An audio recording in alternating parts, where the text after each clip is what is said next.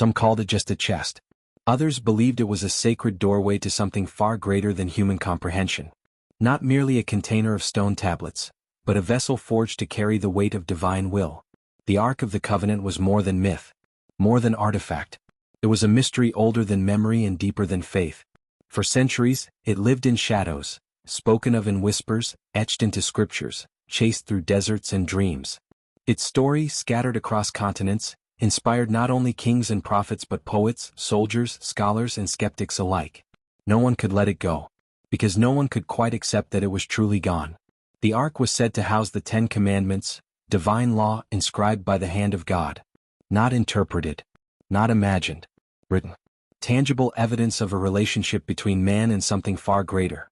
A covenant sealed in thunder atop Mount Sinai, and carried across generations as a sacred promise. It led armies. It brought cities to their knees. It terrified enemies and inspired hope. But then, without warning, it vanished. Taken? Hidden? Lost? No one knows. But in its absence, it became something even more powerful. A question. One that echoed through time with increasing volume. What if it's still out there? In dusty archives and remote villages, in satellite scans and sacred texts, that question has never stopped haunting those willing to look. And recently the trail got warmer. In the highlands of Ethiopia, under clouds heavy with ancient rain, a group of minds gathered, quietly, deliberately, with one shared purpose. They weren't adventurers. They weren't after fame. They were scientists, historians, and archaeologists, people who had spent their lives trying to bridge the past and the present. And at their center stood Dr. Miriam Cohen, a woman whose entire career had been spent unraveling sacred mysteries buried under centuries of silence. Their destination was a mountaintop monastery, weathered by time and clinging to the rock like a guardian of something unspeakably old. Inside its walls lived monks, wrapped in silence, keepers of stories passed down not through paper, but through reverence. Their eyes, cautious but kind, spoke of legends they had carried for lifetimes. Dr. Cohen had come prepared. Not with assumptions but with data. Ground-penetrating radar, satellite overlays, isotopic dating tools. Clues had been followed for years, each one leading here. The radar confirmed it, something unnatural buried beneath the monastery floor. A structure. A chamber. Man-made. Seal. No digging began right away.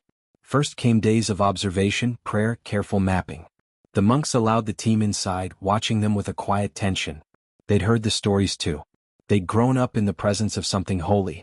Whether it was fact or faith no longer mattered. To them it was real. And then the readings shifted. The scanners detected a cavity, perfectly rectangular, aligned with the original foundations of the ancient chapel that had once stood here long before the monastery took its place. The shape matched no natural formation. And it was deeper than expected. Much deeper.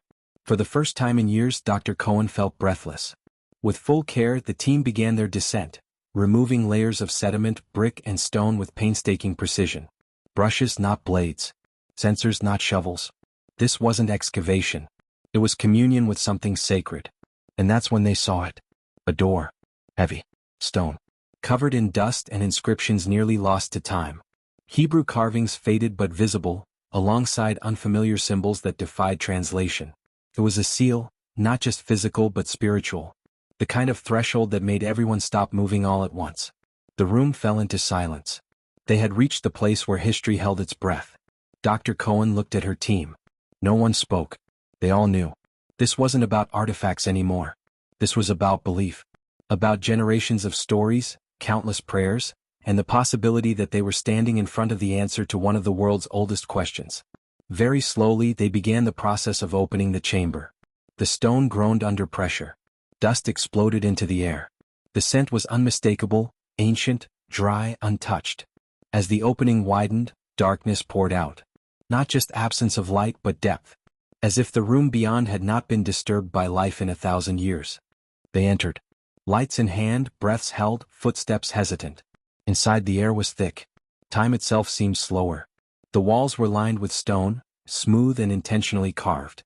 The chamber stretched farther than expected. And at its center, resting as if it had always been there, was a golden chest. It matched the descriptions almost perfectly. Roughly 4 feet long. 2 cherubim kneeling on top, wings outstretched and touching above an empty space. The gold had dulled with time, but it still shimmered under the torchlight. And in that moment, no one could look away. No one dared to. The team approached carefully. No one touched it. Instead, scanners were deployed. Metal analysis began. The craftsmanship was ancient, far older than any known replica.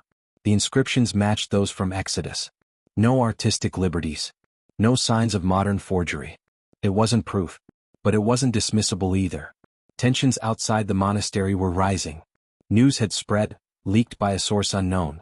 The world now knew what this team had possibly uncovered. And with that came pressure. Religious leaders sent emissaries. Government officials demanded reports. Journalists camped out at the foot of the mountain. But the team refused to rush. They continued their testing. Every component was documented. Every scan analyzed. Carbon dating of nearby artifacts placed the site around the time of the first temple's destruction. The materials were consistent with Levantine metallurgy from that era. Nothing contradicted the possibility. And yet, none of that was the most important thing. The most important thing was the silence. The way the room made you feel smaller. Not insignificant, but aware. That you were standing before something whose meaning transcended your understanding. Something that belonged to no single people, no single religion, no single time. Something that belonged to all of us. Dr. Cohen refused to make bold claims. "We cannot say what this is definitively," she said. "But we can say this, it has meaning. Deep, lasting meaning. And maybe that's what people came here to find in the first place." And perhaps she was right. Because beyond the relic itself, what stirred the world was not the object but the feeling. The connection. The idea that maybe, just maybe, we weren't alone in our need for hope. That we had always been reaching toward something beyond ourselves, not just out of fear, but out of wonder. The chamber was studied, scanned, and documented. But in the end it was left untouched. Resealed. Not because the team lacked courage, but because they understood. Some discoveries aren't meant to be unboxed. Some truths hold more power when they remain mysteries. And the monks, they nodded in quiet agreement. To them this was never about validation. They didn't need science to confirm what they had always believed. They knew the stories, the rituals, the prayers passed from elder to apprentice. They were not surprised by what lay beneath the stone. They had carried the burden of secrecy for generations. And now they shared it just briefly with the world. As the door closed once more, as the torches dimmed and the dust settled, something had changed.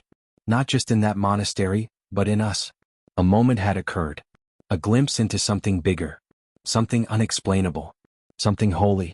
Outside, the world resumed its noise. But inside that mountain, silence reigned again. And somewhere deep within that silence, the Ark waited. Maybe for another time. Maybe forever. But in its waiting, it had already done what it was meant to do. It reminded us of who we are. And what we still long to believe.